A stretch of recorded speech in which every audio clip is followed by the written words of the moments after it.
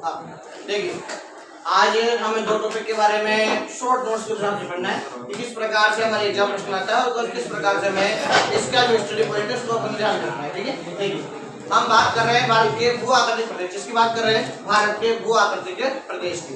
भू आकृतिक प्रदेश में हमें दो चीजें मुख्य रूप से पढ़नी है। एक का नाम है आपका हिमालय पर्वतमाला और एक का नाम है आपका उत्तरी मैदान। कौन सा है आपका? उत्तरी भारत का मैदान।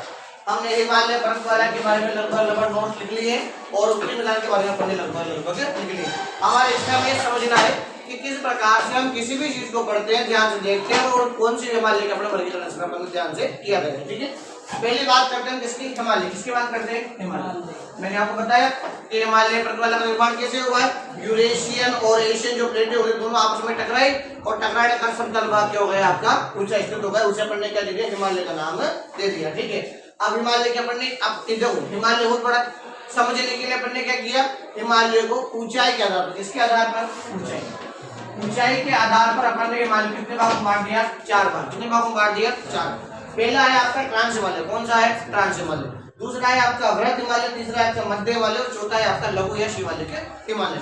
हमने 4 चित्र बनाए, यानी कि जिसकी ऊंचाई ज्यादा होगी, जिसकी ज्यादा ऊंचाई होगी उसे क्या बोलेंगे अपन? ट्रांस हिमालय। इधर कौन सा आ जाएगा? वृहद। इधर कौन सा आ जाएगा? मध्य। इधर कौन सा आ जाएगा आपका? शिवालय। याद रखना, मध्य हिमालय को नाम कहते हैं हिमाचल हिमालय। कौन सा कहते हैं आपका? हिमाचल। कौन सा कहते हैं? मध्य हिमालय का जो नाम है उसका नाम क्या है आपका? हिमाचल हिमालय। कहा जाता है कुल्लू, मनाली, है ना। और अपन सुनते हैं शिवालिक में लगभग नाम आते हैं आपके देहरादून, है ना, हरिद्वार के जो ऊंचे पर्वत होते हैं उसे इसके नाम से जाना जाता है। यार मैं ट्रांस हिमालय में सबसे हमारी कुछ चोटी है उसका नाम है केटू। कौन सी है आपकी? केटू।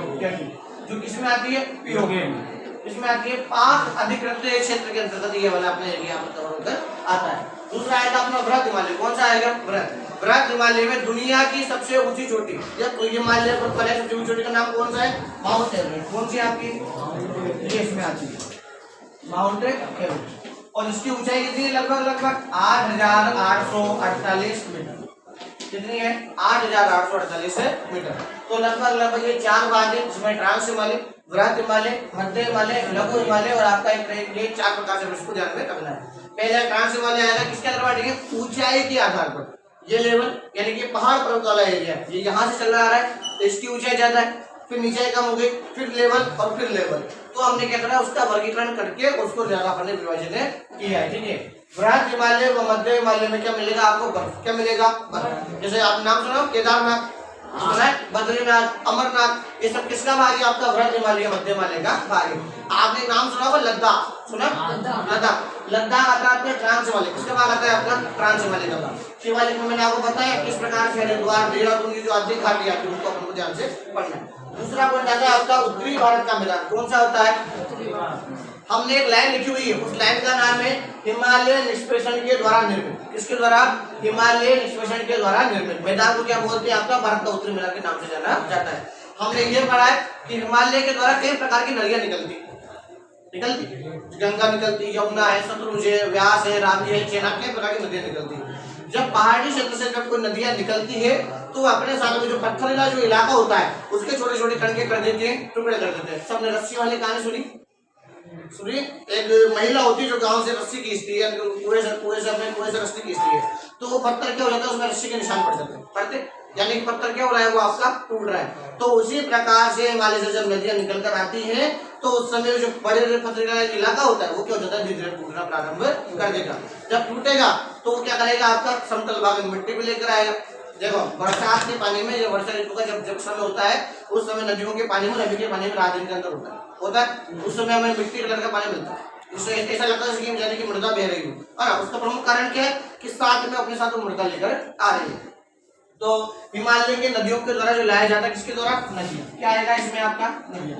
हिमालय नदियों के द्वारा जो निर्मित मैदान जो बाहर जो निष्पेषण में जो सामग्री लेती, चाहे धूल हो, कण हो, मिट्टी हो, जो भी लाया जाता है उसके द्वारा निर्माण होता है आपका कौन सा? हिमालय, ये उत्तरी भारत का मैदान। ठीक है, अब हिमालय को अपन यानी कि हिमालय को अपन ने पढ़ लिया। अपन को पढ़ना है कौन सा? उत्तरी भारत का निर्माण। उत्तरी भारत को अपन ने 4 प्रकार से विभाजित किया है। बाबर क्षेत्र, तराई क्षेत्र, जलोढ़ मैदान, बांगरवर, खादर। बाबर क्या होता है? जहां पर मोटे मोटे क्या निकलते हैं आपके? कण स्थित होते हैं, ऐसे बड़े बड़े पत्थर। ये वाला ठीक है आपका, बड़े बड़े पत्थर। सुनना ध्यान से। कि यहाँ से हमारी कोई नदी निकली हुई है, तो यहाँ पे ये नदी इस एरिया से निकलकर इतने में निकलकर जा रही है। यहाँ से ये नदी ऐसे फैल गई, यहाँ से नदी ऐसे फैल गई। तो नदियाँ कई प्रकार की आकृति में ज्यादा अपनी फैली कि नहीं फैली, इसे बोलते हैं बाबर प्रदेश। क्या बोलते हैं आपका? बाबर प्रदेश। पहाड़ी क्षेत्र से जब नीचे को जब एरिया आता है तो उसे इस क्षेत्र का नाम होता है बाबर, जो 8 या 10 किलोमीटर तक क्या होता है आपका लंबा होता है। ठीक है, फिर जैसे पहाड़ी क्षेत्र से नीचे की ओर जाते हैं तो वैसे आता है तराई क्षेत्र। कौन सा आता है आपका? तराई। ये बड़े बड़े पत्थर है, पत्थर का ये एरिया जो है वो समाप्त हो चुका है, तो यहाँ पर आ चुका है आपका समतल मैदान। क्या आ चुका है? लगभग समतल मैदान। और समतल मैदान में आती पूरी नदियां दोबारा क्या हो गई? आपस में मिल जा रही है। ये पूरी नदी आपस में मिल गई, इसको अपन ने दिया तराई प्रदेश का नाम। फिर आते हैं आपके जलोढ़ मैदान। कौन से आते हैं? जलोढ़। नाम सुना? जल प्लस ओढ़।